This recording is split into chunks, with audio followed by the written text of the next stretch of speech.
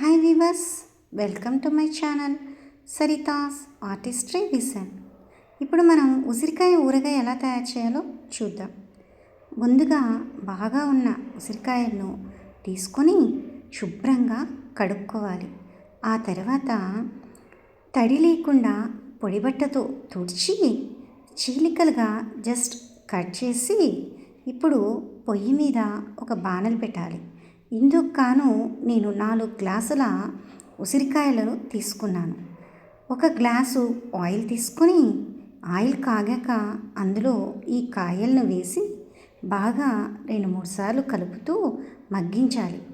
ఇప్పుడు బాగా మగ్గాయండి, అవి మగ్గిందో లేదో స్పూన్తో అలా అంటే మనకు తెలుస్తుంది. ఆ తర్వాత వీటిని పక్కన పెట్టి చల్లారనివ్వాలి.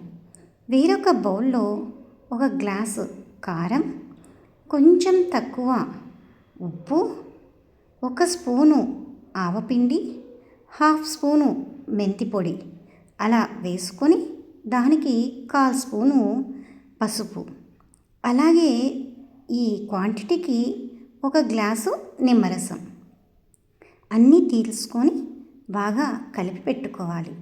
అలా కలిపిన తర్వాత ఇప్పుడు చల్లగా అయిన ఉసిరికాయ ముక్కల్ని పిచ్చలు తొలగించి పీసెస్ మాత్రం తీసుకొని ఈ కారంలోకి కలుపుకోవాలి.